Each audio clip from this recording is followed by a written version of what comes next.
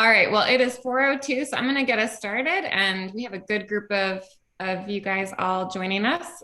So if you just came in this Zoom room, I shared this before, but you can find the Q&A function at the bottom of your screen, and that's how we'll be receiving your questions. We won't share your name, but you can also feel free to mark those anonymous. And thank you to all of you who submitted questions throughout the last couple of weeks. We've received those and have kind of worked them into our dialogue today. So thank you for participating in that. If we haven't met yet, my name is Lindsay Kimball, and I'm an elder from Liberty Center City. And I'm joined here by Matt Allison, who's an elder at City Church, and of course, Chris and Bonnie Currie, who we're excited to get to talk with today. Um, and I wanted to really set up our time. This is Matt and I have both served with Deacons Chris Messick and Donna Lee on an interview committee. So we've had a good chance to really get to know Chris and Bonnie a bit and ask a lot of our questions, but we really wanted to open up a space for you to get to know the Curries more and to ask the questions that you have in this discernment process. So before we start to have the Curries field some questions for us, I've asked Matt to address a couple questions that you guys already had about the process so far and what that's looked like. So Matt, can you speak a little bit to the consistory's process since Tuck's announcement about his departure and kind of the steps we've taken since then? Yeah, absolutely, Lens. Can I just pray for this time too? That'd be great. Thanks. Yeah, great. Father, I do lift up Chris and Bonnie, and I ask that this time would build them up. And I pray for us as a congregation. May we also have vision to see how it is you may be working among us through this transition and through this possibility of calling Chris and Bonnie to lead us. I just pray that you'd be with us in this time, Father. In your name, amen. Amen. Thanks, Matt. You're welcome. So, for those of us who serve as elders of our combined church, Tuck had a series of phone calls with us over the last month, and even beyond that a little bit, letting us know that God had he and Stacy heading in a different direction than the one we're going in as a church. As a group of elders, pretty quickly, once we found out this news, we began to think about what's next for us. And so, in talking about the process, to make the recommendation that Lindsay and I shared with you a couple of weeks ago, we started in the place that the RCA has the consistory, which is the elders and the deacons together issue calls for senior pastors. And so we started in that place of ultimately we have this responsibility, and we have a lot of flexibility within that responsibility to figure out how to make a call. And so we started with that reality and let it sink in on us. But then pretty quickly we started to think of Chris as someone who'd been alongside those of us who are coming from City Church for a really long time, who in our estimation is obviously gifted to be a senior pastor. And we said, well, could Chris be our next senior pastor? We went to the consistory as a whole, the elders did, with this idea. And as a consistory, we decided to form a sub-team that is Lindsay, myself, and Donna Lee and Chris Messick. So an elder and deacon from each of our respective congregations in our new church. And we interviewed Chris, similarly to how we would interview, I think, any pastoral candidate at any church in the RCA. We interviewed Chris, and out of that, we 3-year-old problems. Yep. This is real life. Yeah. For one second, it's not our real life. It's just. So out of that interview, we came away with 2 recommendations as a team.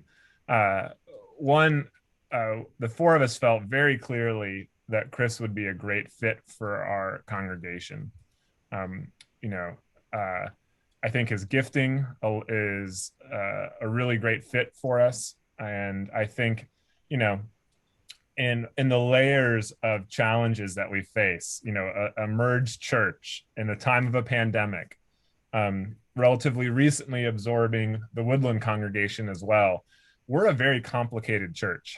And it's just a tremendous blessing from our perspective to have somebody that has been alongside us in all of those seasons who is equipped to lead us in this next season. But so we felt good about recommending Chris as a sub team. But then secondarily, we also felt strongly as an interview team that we should put this decision to a congregational vote to help the consistory discern this sense that we have that Chris should be our next pastor. And the reason we wanted to do that was twofold. Firstly, as I said, we want to discern God's will. Is God leading us in this direction? But secondly, and this is something I believe in really strongly, I'm a pastor's kid myself, and you know, I've seen this sort of thing go different directions. And so I really have a heart to empower Chris if he's going to be our next senior pastor. And so I want Chris to know, and I want the consistory to know if Chris has the congregation's support in this transition. I want to empower him in that way. And so that feels really important to me. And it feels important to us as a consistory. And so that's kind of the process to how we got here tonight. And then moving forward, there's kind of, you know, 3 key moments coming our way. First, on Sunday the 7th, we're going to open up voting for members to vote on calling Chris as our senior pastor. That voting will be open from when we send out the link on the 7th until the 11th, which is that following Thursday.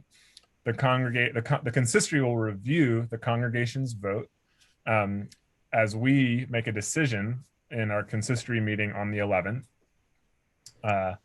about whether or not to call Chris as our senior pastor or to, you know, go into another process to call someone else, either through a search that Chris could be a candidate for, or, you know, some other mechanism.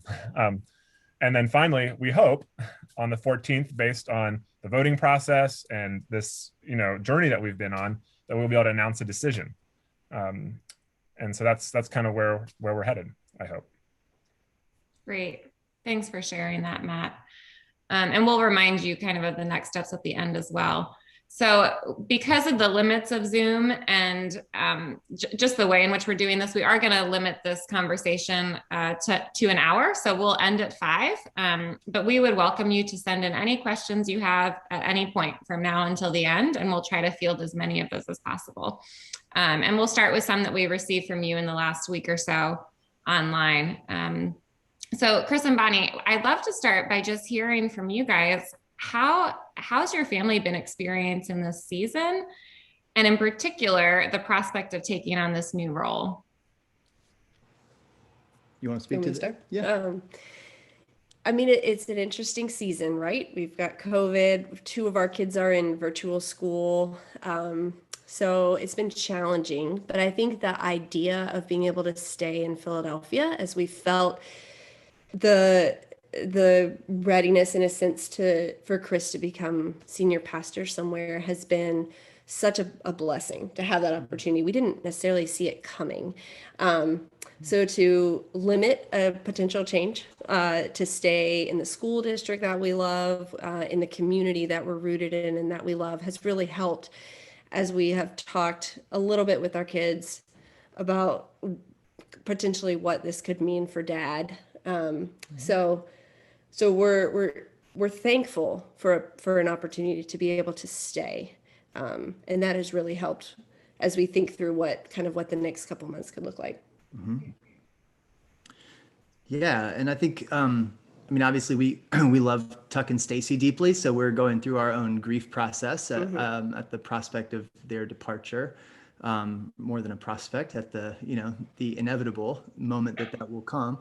And so we've been getting, I've been getting a lot of sweet time with Tuck, honestly, which has been really good as we're processing this transition together. And Bonnie and Stacy have had some good time, um, and so we're doing all of that as well on the personal side as we adjust to this new reality of Philadelphia without the Bartholomews, which we've never known. And so that's an adjustment for us as well, and the church without the Bartholomews. So we're going through all of that, and I think in a healthy way, and at the same time, also looking ahead to really a role that I feel like in some ways is more continuity than discontinuity. If you look at it through, I think, the right lens, where it's essentially it's the role I've been preparing for the last 16 years, with almost 13 of them here. And to be able to move into this space, or potentially move into this space in this community where it doesn't involve leaving, just that feels like an incredible blessing, should that be what the congregation decides they want to do. So we've just had a lot to be thankful for, both in looking back over these last 12 and a half years here and in looking forward to the future. Yeah. I love the way you frame that as a continuity of what you've seen God call you to throughout your guys' time at City Church, and this being a great next step. It kind of brings me to my next question. When you think about where we are right now as a church that has just merged in the middle of a pandemic, what's your assessment, as best you know it, of what our next important steps would be going forward? What would you see as your first priorities as you would step into this role? Yeah, well, I think if we just get the lay of the land, maybe first, like the where are we question, the you are here dot on the map, like, where are we? We're a church that's merged but not merged. We are formally, but relationally not yet, not much, right? So we have work to do there. We're still coming out of COVID with all the disruption and disorientation that brings. We're going through a massive pastoral transition and collective loss and grief. We're also in this moment of social upheaval, as a moment marked most notably by political division and racial justice reckoning, and how these have been foregrounded in our collective consciousness of late, and calling us as an institution to meet this moment as the body of Christ. And then, in addition to all of those things, we are in a moment of maybe surprising financial and institutional health and stability. Actually, despite all of those things, we're in a really strong place to make some next moves, I think. So there's a lot of complexity to our situation right now. There's also a lot of strength and opportunity, and so that's kind of the whole, like, where are we right now?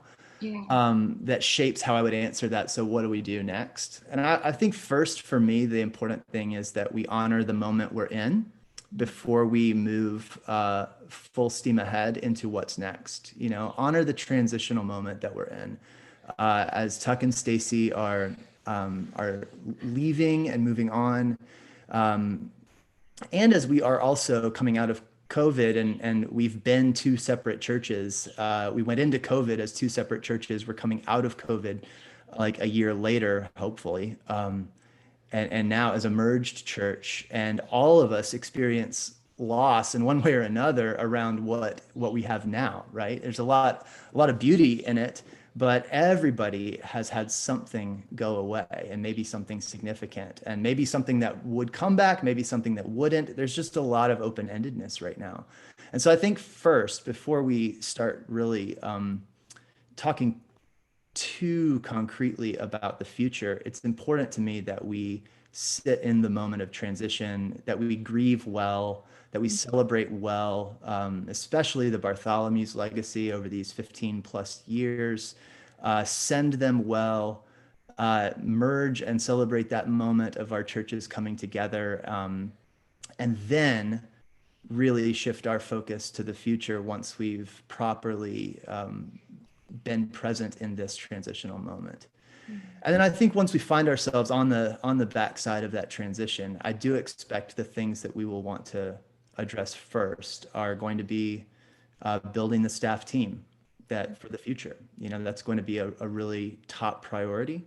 And then I think there's going to be some work that we will need to do as a staff and leadership to prepare ourselves for making those kinds of hires, right? I think I would love to see our staff team become more diverse. And I think there's some cultural competence work that we probably need to do as a staff and leadership team to become the kind of work environment that would be attractive to women and people of color who we may identify as promising candidates, but would they want to work here in a predominantly white church and what's currently an all-white staff? We probably have some education on our side to do to prepare ourselves well to learn what we need to learn and to cultivate an environment that really can be diverse, equitable, and inclusive, and a good place to work for a diversity of staff members. And so that's important to me, and I think that will require a significant investment on our part to do that well. Yeah. And then I would also just say prioritizing community connection and pastoral care is going to be right at the top of the list. We're disconnected, COVID. We need to reconnect with one another, and we need to form new connections in our newly merged church relationally. So those are going to be top priorities. And then I know, of course, that's not even really getting to the Woodland property and West Philly mission and all of, there's a lot to do. It's just so much. And I can keep talking, but I know we got to keep this tight because we have lots of other things. Well, what is encouraging is that all those major priorities are things that people specifically ask questions about. So I think you hit on what a lot of the congregation feels are some of our felt needs right now.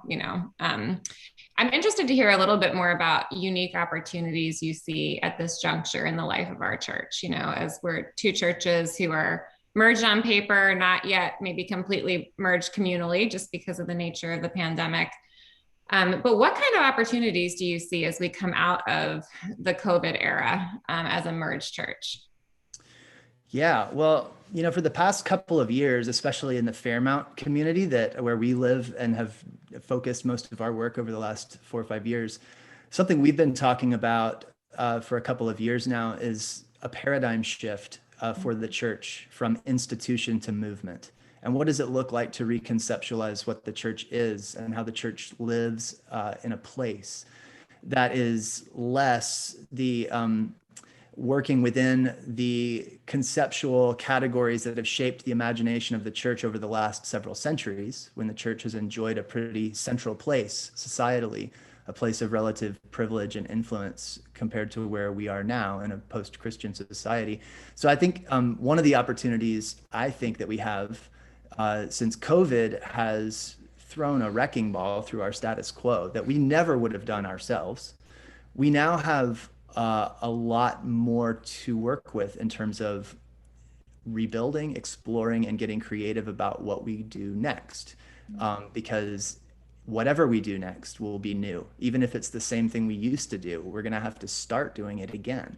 And so now we actually have the decision to make of what will we do without having to do that painful work of dismantling what once was. So COVID has given us, with all of the great loss that has come with COVID, I think the great gift it has given us is it has disrupted everything such that we now get to and have to rethink, why do we do what we do? And what does our neighborhood, what does our city need from us? What kind of church do our neighbors need us to be and become?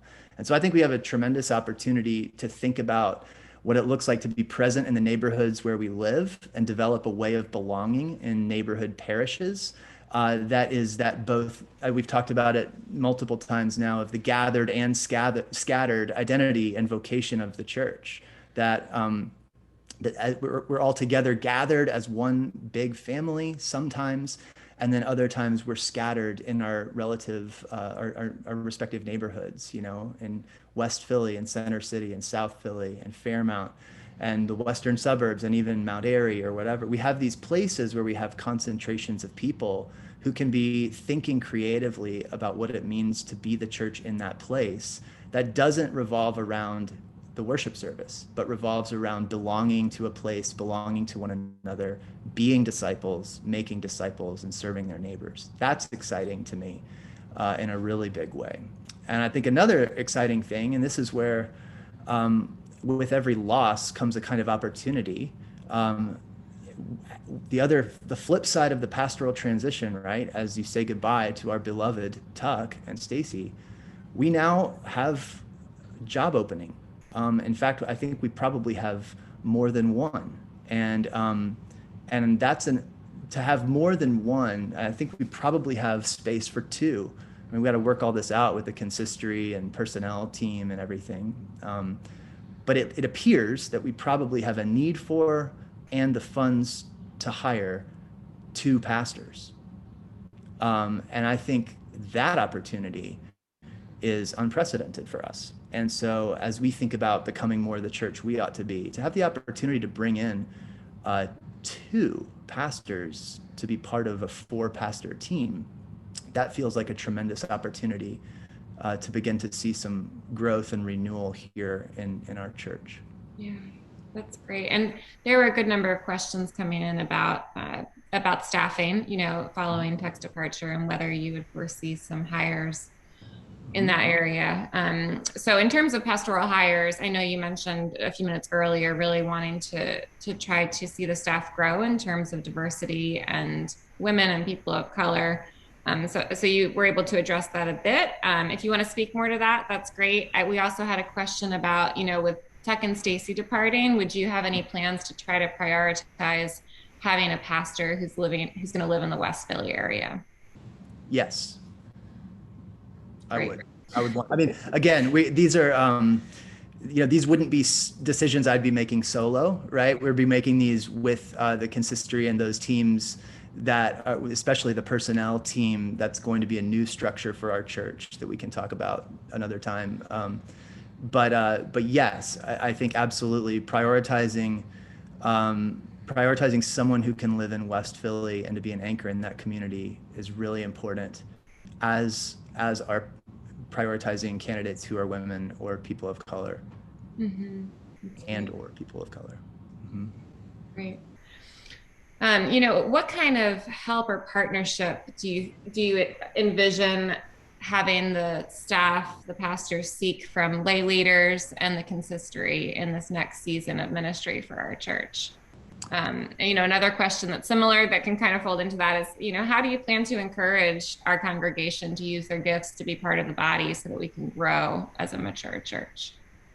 Yeah, well, I think, again, there's a gathered and scattered dimension to the way I would answer that question too. I think in terms of the ways that we imagine our life together as the big gathered group, whether that's Sunday worship or whether that's like all church large group social gatherings, or whether it's opportunities to serve that are more looking at the city as a whole rather than the more local neighborhood oriented efforts, things like that.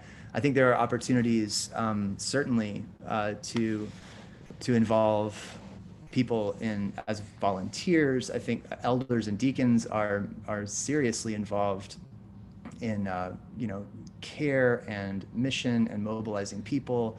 And so there are tremendous opportunities there from the gathered perspective of like this thinking of the church as one big whole. But then when we start to develop the parish stuff and we start to really begin to conceptualize our identity as the church scattered, one of the most important things that we can do there to develop that long term is going to be to develop leadership teams in each neighborhood that specifically are going to be teams that reflect the diversity of gifts that Jesus gives his church. And one of the leading lights in the missional community literature that I've been ingesting and reflecting on over the last several years is a guy named Alan Hirsch, who has his firm called 5Q Leadership. And the 5Q is that stands for like IQ, right? But it's 5 centers of leadership intelligence that they identify.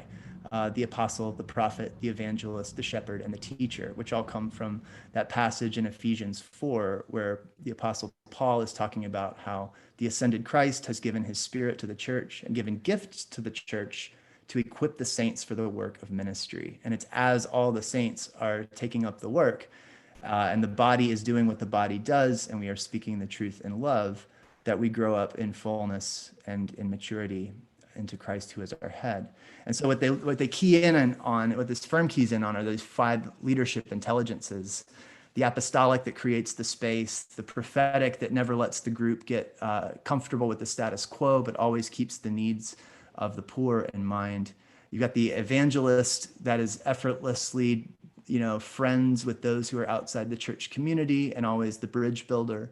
You've got the shepherd, who is the caretaker and paying attention to the well-being of the community, and the teacher, who's able to open the scriptures and communicate clearly to make what happens inside of their life together rooted in the scriptures and the Christian tradition in ways that are compelling and meaningful. And so what Alan Hirsch and others have identified is this DNA of a missional church that happens when those 5 leadership intelligences are all given space in a leadership team, and that each voice is equally important, and that they recognize the need for the other, and that when each is functioning according to its own role and space and bringing its creative energy to the collective whole, that's when a community really becomes that sort of apostolic church in a place. That's disciples making disciples, connected to those around them, and faithful to the calling and identity of the church. And so I'd be very eager to see teams that reflect that kind of DNA in each neighborhood that we can develop over the coming years, where teams are empowered to use their creativity to do whatever it is that they discern as what God is calling them to do in the neighborhood, and that we could become a church that's not just what is the staff thinking up to do on Sundays and thinking through it, in our gathered existence, but it's also this tapestry that's varied and reflects these communities that are rooted in these neighborhoods and empowered to imagine what faithfulness looks like in each of these spaces. That's very exciting to me, and that'll take time. We're not going to get there overnight. I think our neighborhood parishes will probably begin more as social and service opportunities where community groups cluster together and people can come and just get to know one another. But over time, as we're able to pull together a leadership community in each space, we can identify the variegated gifts that God has given the community and empower them to use them. That's when I think our church will really grow into this gathered and scattered vision that I think we have all the opportunity in the world to grow into. Yeah, that's great. And that's something, we heard as an interview team when we talked with you, Chris, was just your heart for collaboration, not just with staff, but really drawing out and championing the gifts of those in our congregation and equipping the saints. So it's great to hear you talk about that in this space. We had a question come in live from someone who's attending on, how do you think we need to grow as a congregation as we finally emerge out of the pandemic as a merged church? And you did mention some of that, with the gathered and scattered and wanting to grow in our, cross-cultural competencies as a staff, but other ways that you could think of that you would love to see God grow us as we come out the other side of this. Yeah, I guess, so there's like the big long-term growth arc, right, that I would love to see. I guess there's some short-term things that I would love to see as well. I think in the short term, I would love to see us really focus on spiritual formation, where it really sort of like, we did the rhythms of renewal in the fall as a kind of hopefully a fresh take on thinking through a practice-based approach to our formation as disciples, and really imagining like, hey, well, what is the beautiful and compelling life? Like, what would make me compelling to my neighbors where they would care what I think about anything? What kind of person is that you would want to become like, and whose wisdom you want to lean into?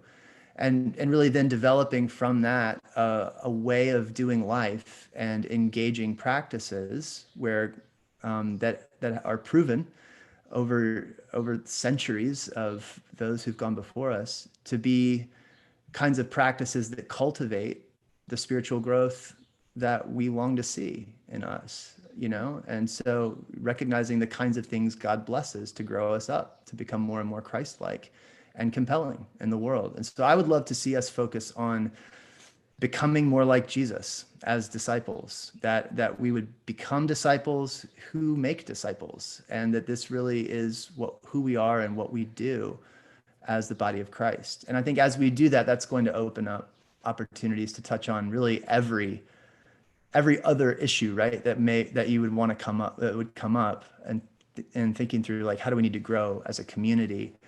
I'd really like to start by going deep and going wide, you know, building bridges with our neighbors, and then drilling down deep into the deep wellspring that is the life that Christ gives us in the presence of his Spirit, and engaging that through formative practices.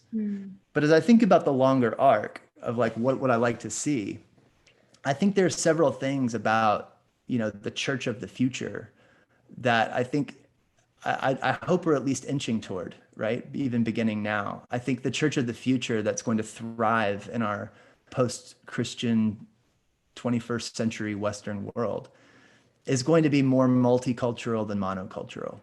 And that's not the kind of thing that you can shift overnight, or that may ever shift, but I think we at least need to seek to grow in that way, and seek to become a place where the burden of hospitality doesn't always fall on those who are trying to assimilate into a dominant culture, but that we, the community, shoulder the burden of hospitality and create a space where people can feel like they belong, without having to bear an unnecessary burden to be here, to assimilate into our way of doing things. So I would love to see us journeying on that trajectory.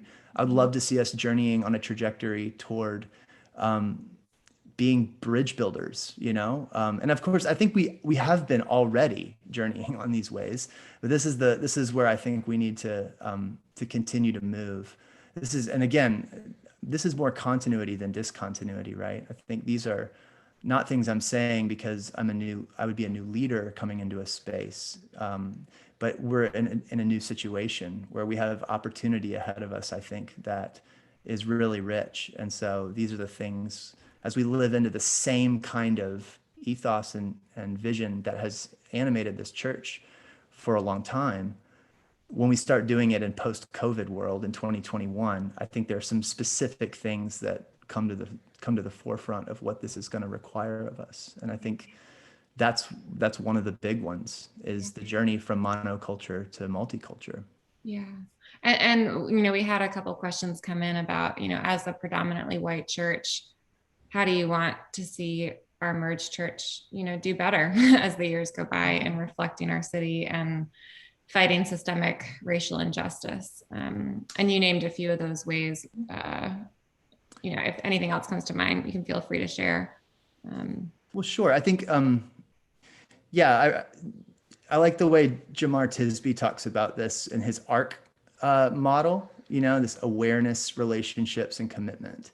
And he also focuses really practically on the need for a plan, make a plan, and then stick to a plan as an organization. Like, this is really important. And so this is not a linear growth or anything like that, I don't think, but it's iterative over time as we continually become more aware of ourselves, of the realities of racial injustice, of the realities of prejudice and inequality against people of any kind, right? Gender-based or ageism, all kinds of things. Anything that would break down community and create barriers where people have to bear an undue burden in order to belong. I think we can become more and more aware of these things. And as we recognize our calling as the body of Christ to be hospitable, to be the family that sets the table for our brothers and sisters and neighbors, that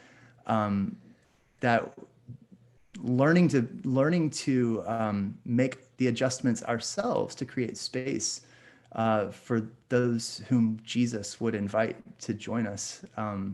That's going to be really important that we learn to make adjustments to become the hospitable community. And so we'll grow in awareness. We also need to be cultivating relationships, crossing over the lines that have previously divided us. And we'll need to make commitments. We'll need to make a concrete plan and say, hey, we're gonna do some things. And I have had some really helpful conversations with some folks over at Project Home, one of our ministry partners, that has I think a really well done plan. That's they call it their 3-year plan for becoming an anti-racist organization. And I think I think they've done a really good job. And so I've sought some coaching from them that's been really helpful and helped me sort of focus some of my thinking around what would some concrete steps look like, and where do we go from here. And then I've had a lot of help from members of our community too, who've been really important conversation partners for me as I continue to learn and be challenged. And so I'm grateful for the input that I've received from many of you as well over the years, but really over this year especially. Great. I want to shift us a little bit to talk about physical space. We now own 2 buildings post-merger, the Liberty Center City building and then the Woodland Presbyterian building. So we have a couple questions regarding that came in. One is, how do you see having these 2 properties? What are the challenges of that? What are the opportunities of that? And then do you have any insight into what we can expect in terms of the process for beginning renovations on the Woodland building? And I know that some of that we might not know at this point, but any insight you can offer there? Yeah, I mean, it's definitely going to be something we will need to form a team and a plan around, even a team that will develop a process for figuring out what to do and how to do it, right? So I think I'm very excited about all the possibility of the Woodland property and what that space might provide for not just the church, but for our neighbors in West Philly, for campus life at Penn, and I think it'd be really helpful to have a team of people who would have in mind the neighborhood and the campus and the church all collaboratively dreaming up, like, what does our neighborhood need? What does the campus need? What would be a way that we could transform the property to be really maximally useful for what we might do in this space, and who else might use it, that it won't be an empty church building most of the week, but it would be used, and people the neighbors would be glad that we did what we did to the property. It'd be great to have a team go through a process like that,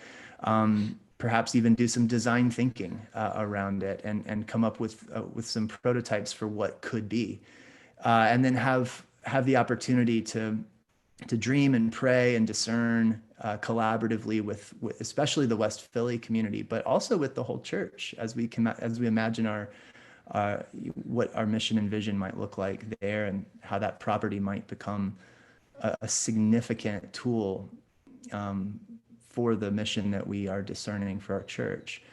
And then from that point, I think that's when you start really, you have a vision that you're raising funds toward, and then we can talk too about, is there a smaller scale project that gets the building useful as is in the meantime? What would that take? And I think those are all going to be important conversations, and I look forward to having those. I don't have clear answers on those in my own head yet, but I think it'll be important to create spaces, especially for the leaders in West Philly, to be able to be really involved in thinking through the how, the when, the what, and that we're doing this collaboratively. Yeah. A follow-up question from that is, now that we've merged, will the Center City campus become our main meeting place after COVID? Would you be able to address that? Well, I will say that, when we got into the merger conversation, we were pretty clear on the front end to not put on the table that we're not talking about stopping worship in West Philly. Like that was a big deal to City Church folks for entertaining the possibility of merger. And I don't think it would be wise or fair to not honor that and realize that if we were to ever get to a position where we were deciding that, I think we would need to do that collaboratively with West Philly folks. And so I'm certainly not going to assume that Center City becomes our one and only meeting spot or whatever. Though you can imagine there may be that might be wise if we were renovating the Woodland property to consolidate for a season and become one church as we did a renovation project. But I'm not going to make that kind of decision unilaterally. And I would want whatever we do, it's going to be very important that the West Philly community is involved in discerning that and is owning the decision too and buying into whatever it is that we do moving forward. So I think there are several very real possibilities around what we would do or could do regarding worshiping in West Philly, renovating the Woodland property, and how all those things might fit on a timeline with multiple projects to manage. Yeah, great. We also had a few questions come in regarding student ministry. And, for those of you from Liberty, you should know City Church has had just a long history of having university ministry be a big part of their vision in West Philly. So, existing as a merged church in a city with 3 huge universities, what's your vision for re-engaging student ministry, as the pandemic ceases? Yeah, well, and this is, again, I keep coming back to this gathered and scattered, handle or whatever, shorthand. But as I think about that vision and how that paradigm has become so crystallized in my mind, so much of it has to do with what Philadelphia is as a city, right? That we are both a major urban center. That is that more that you think of the gathered, right? Of the consolidation of resources and energy at a city center as a hub for things.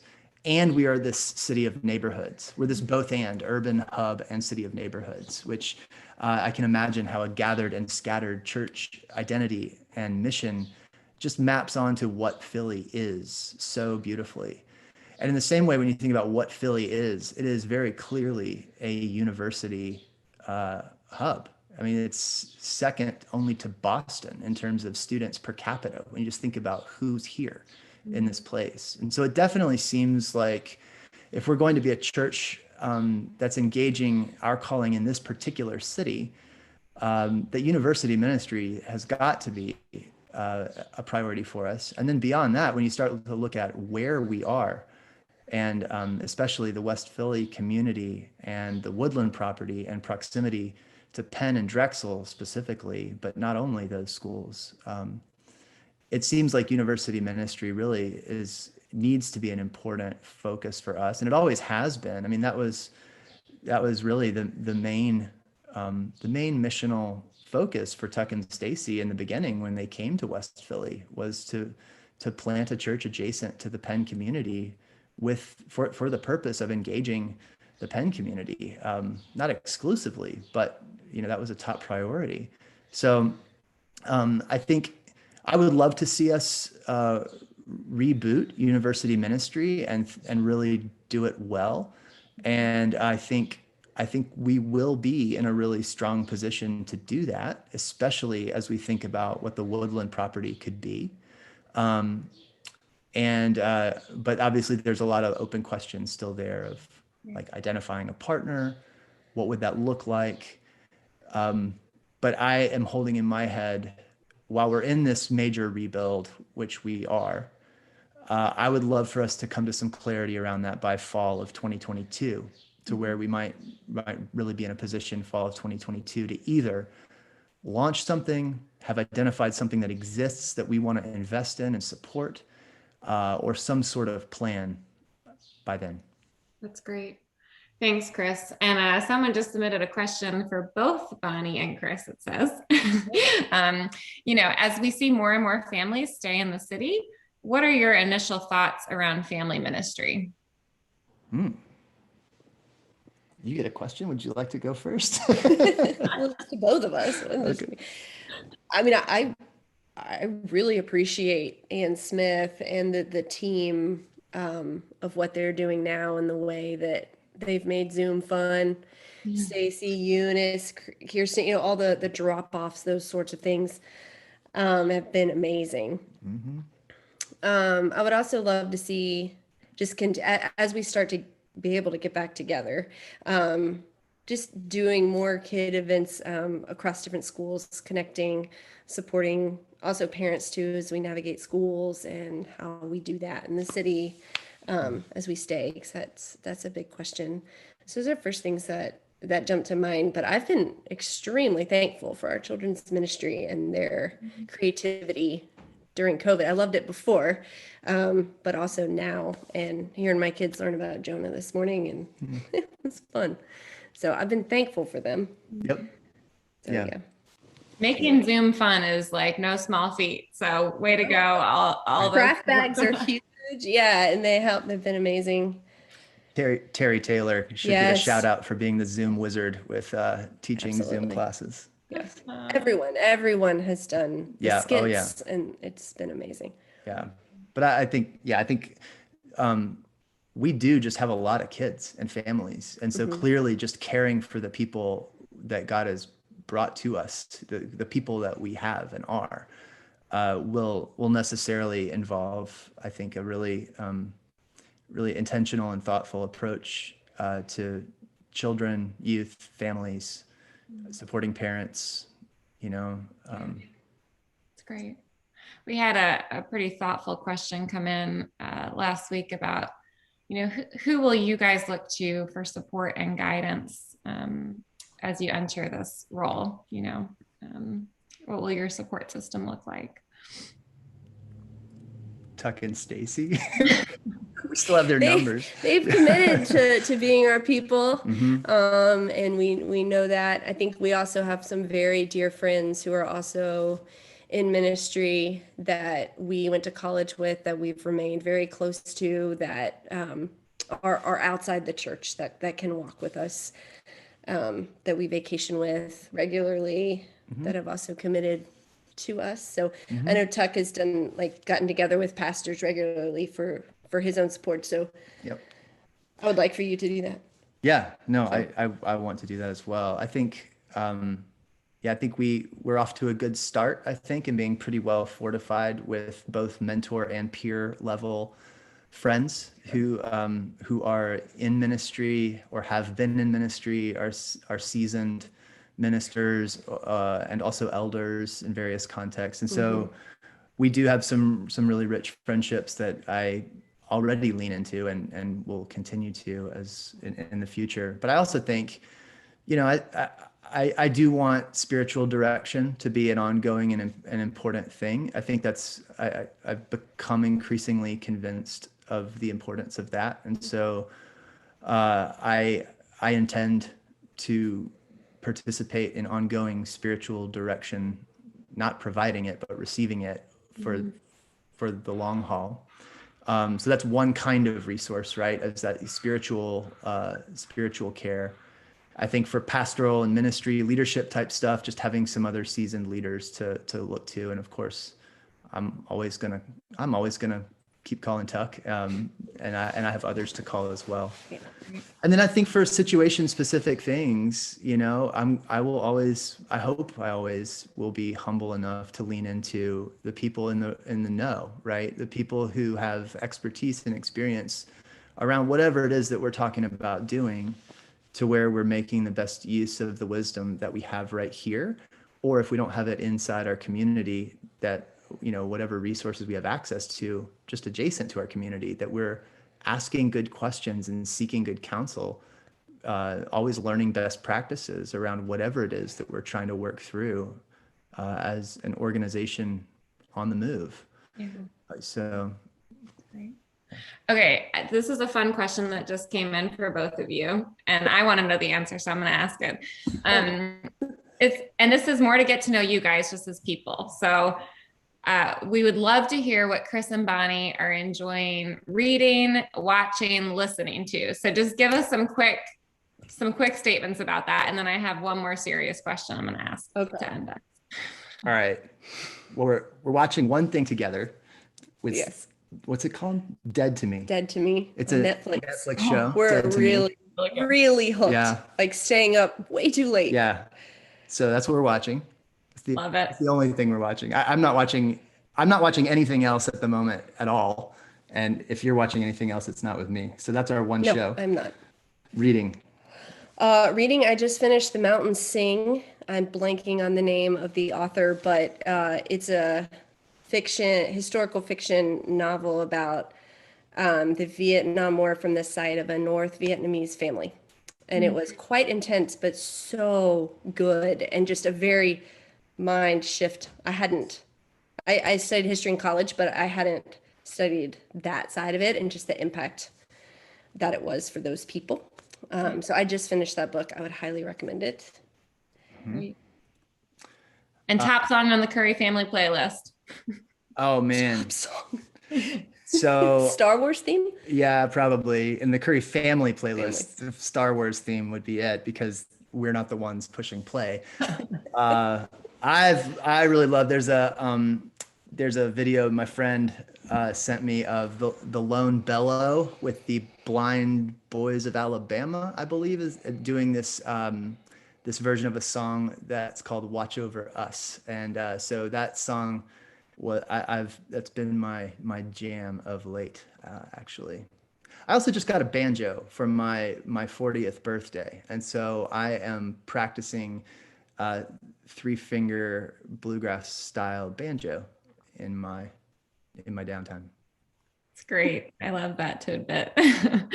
Well, my last question, and this is going to lead us into just closing in prayer for you guys, but how can we be praying for you, in this time of discernment and, as you guys anticipate this transition for your family, what are some specific ways we can pray?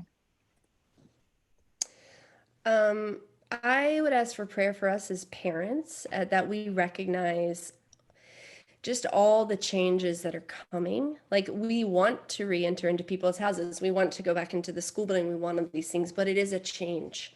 And just to have patience with our kids, to move slowly, to be aware of them, and to walk with them through these changes. Because I think change is hard. Some of our kids have a harder time than others with change. But I'm eager to just do a 180. Let's just get it all back and going. Why is this hard? Why are you crying? This is good things, but to recognize them, to walk with them, and to be willing to slow down when we need to, as things hopefully start to open up and as change starts. Yeah, our kids have had some questions like, so daddy's not going to be around anymore. And we're like, no. That's not what that means. But to let them ask those questions, to let them, voice that to us and say, we're still going to have family time. We're still going to take vacation. Like, we're still here. This is a good thing, but we will hold your hand through it, and to be aware of them. Yeah. And Bonnie, can you share what your kids' names and ages are, just for those who know your family? Sure. Yeah. So Annie is our oldest. She's 8. She's in 2nd grade at Beige Martin Elementary School. William is 6. He's in kindergarten at Beige Martin, and Cooper is 3, and he is in the green class at Liberty Preschool. Great. Yeah. Great. Thanks. Chris, any other thing, anything else you'd add about ways we can pray? Those are I think from a family side, those are definitely the main things. I would just say, just personally for me, all the normal stuff of pastoral ministry doesn't stop when there's like a big change and all these extra things, in the transition. So people are still hurting, people are still sick, people are still in the hospital, people are still, needing care and prayer and time. And that's the honor and joy of pastoral ministry. And at the same time, like, there's all this stuff like we're doing now, and hanging out by the fire pit. And a lot of nights are full right now. And that's partly, I've probably overcommitted a little bit, but at the same time, it's just a busy time. And so just pray for rest and I think sweet family time, Thursday nights have emerged as sort of a surprisingly open night on the calendar consistently week after week. So you can pray for my steadfastness in actually protecting that time as a good husband and dad and human, to just have boundaries and rest time for us. Yeah, great. Great. Well, I'd love to close by asking Matt to pray for you guys. And then maybe he can remind us of just the next steps for us as a congregation in this process. All right, let's pray. Father, thank you for just giving us this time with Chris and Bonnie. And thank you for the ways in which they're opening their hearts to us. Father, I praise you for how you've been working in their lives and have been nurturing this calling. And so I pray for Chris as he finds his life filled up with the work of being a pastor, as we ask him to, to continue to take steps of greater commitment towards us, that you would protect his heart, that you would be close to him, that he would know deep peace in you, even in a time like this. And I pray the same prayer for peace for Bonnie. May she know peace as she hears questions from her kids about, like, what chaos is coming, mommy? And I just pray that you would speak to her, that she would know that you are sufficient, and she would feel your presence. Be with these two dear friends, I pray. In your name, amen. Amen. Thanks, Matt. Thank you. So just as a quick reminder, we will be sending out a recording of this webinar as soon as we can get, as Christopher McDonald can get it edited. We'll be sending it out. We'll be looking to see if there's any ways we can post it or share it that will, hit as large a spectrum of our congregation as possible. And then look, if you're a member, look next week for a link for voting on calling Chris. And you'll have until the 11th to do that. On the 11th, I don't know exactly what time. I'm sure Liz will say that in the invitation to vote. On the 11th, we'll close voting, and hopefully by the 14th, we'll be able to share some good news for you guys and with you guys. Thanks so much. Great. Thanks, Matt. Thank you to everyone who attended and sent in questions, whether that was live or over the last week. You really helped shape the great conversation here, I think. And thanks so much, Chris and Bonnie, for talking with us. It was really encouraging. Thank you. Thank you. Great. Well, have a good night, everyone.